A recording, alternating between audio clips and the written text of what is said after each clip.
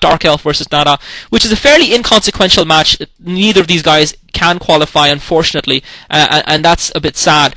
But Nada, I guess, has just been overworked. He's just been played too much by Pantex recently. They've been using him too much, and it is unfortunate. No player can win all of the time, and even though Nada has put in a few impressive performances, and that rush on Geometry versus Midas was great to watch. Excuse me. Sorry, just answering a question in the chat there. And that rush against Midas was great to watch. He did go down to yellow, and then unfortunately he went down to Choja in an ace match. And again, I would like to stress that he went down not playing badly in either of those games. So, you know, even though he is now out of both Star Leagues, I really do feel for him. I guess he'll probably now have the chance to show us the best of his play in the Pro League, even though he is out of the Star League. So I am looking forward to watching that game as well, and I'm looking forward to Nada regaining some confidence and hopefully beating DarkElf. I have to say, I've always felt that I don't think Terran versus Terran is Nada's strongest matchup, and maybe I'm a little bit biased in that respect, but I think Nada tends to cheese a lot on Terran versus Terran, and I know Boxer tends to cheese a lot versus Terran in Terran versus Terran as well, but Boxer's cheese to me seems more convincing in Terran versus Terran games, and I don't get that same feeling when Nada cheeses. I know he did beat Midas with that rush, but most of the times when Nada has cheesed, I have seen him lose the game, and I think I actually saw him try cheese on Montreal. Nada versus DarkElf, and that is going to be on Python.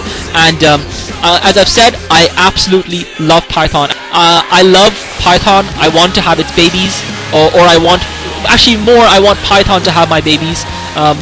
Unfortunately, Python's lawyers have sent me a restraining order. I'm not allowed within 500 meters of Python at any point in time. But I'll find a way around that, don't you worry, and you will pretty soon see little class Python hybrids running around, hopefully. And it's just such a fantastic map. It's just beautiful. I don't know what it is about it. You know, at first glance, it just looks like an ordinary symmetrical map, but it has just made for some stunning games.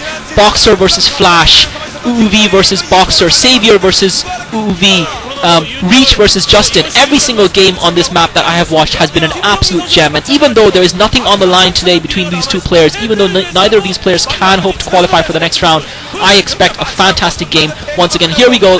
My countdown is starting up for anyone who needs to sync. 3, 2, 1, 0. And again, I apologize for syncing issues. I know some of you are behind me, some of you are ahead of me.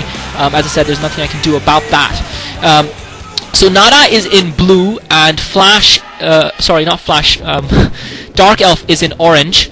I don't know why I called him Flash. And thankfully that'll be a little bit easier to see. And Nada has just started off at the 6 o'clock position at the bottom of the map, and DarkElf has started off at the 2 o'clock position. And I guess the fact is that these guys don't have close positions, so that does change the game around a little bit. You tend to see dropships being more effective earlier on in the game when the positions are close. You also have seen Wraith strategies being used, and I believe 910 defeated Zelos on this map using fast Wraiths, going for a one starport build, and that was very possible. And I have to say, that's one of the things I've noted about Python, is that those kind of builds are certainly more viable on Python. One starport has worked at least a couple of times on Python. I think Firebat Hero again used it successfully versus UUV on this very map. So that is definitely a viable build. I do expect to see fairly early expansions from both players. I don't think Pure Cheese is a viable build. I think UUV made a mistake where he went for that fast expansion before his barracks even. You know, I think at the very least you need to go barracks into expansion or one fac into expansion, because otherwise you're really giving yourself too much of a disadvantage. And if you do go barracks into expansion, I think if you spot the other player not doing the same or not going for as early an expansion as you need to put a bunker down ASAP. And that is something that is very important in Terran versus Terran, and you saw that Flash did that versus UUV, and that bunker was the key that allowed Flash to overcome UUV in the previous matchup. DarkElf seems to be going for an early scout there. I'm not sure if he's building something. They just switched to the fans, and I absolutely love Korean fans and their passion for the game. So as I said, you know, I do expect this to be a longish game. It's very rare that we've seen short games, and Nada going for fast tech, so Nada is definitely not going for that fast expansion. It looks like Nada is going to tech very, very quickly. Both players going for the tech quickly, so we can expect to see, excuse me, I would say again, I still think a one fac into expansion build is very, very viable. Or we might see a one fac, one starport build, and then followed by an expansion. again, lots of different strategies are viable on this map. And both players scouting in the correct direction, so they're going to find each other, and both players' strategies mirroring each other. We're yet to see them diverge, and that's really when you can start making guesses about what's going to happen, is when you see the two player strategies diverging from each other. As I've said before, dropships are absolutely key to this map. Maneuverability. This map is all about maneuverability. It's all about aggression. It's all about keeping the opponent on the back foot. DarkElf starting his factory there. It's all about keeping the opponent on the back foot. All about keeping the opponent guessing. DarkElf actually scouting wrongly. So I thought DarkElf was going in the right direction, but DarkElf has scouted wrongly. But he has to know that Nada is in the south at the other base, because he did see Nada's SCV run past his. And Nada just harassing DarkElf's SCV that is building that factory. Obviously, that very, very rarely works.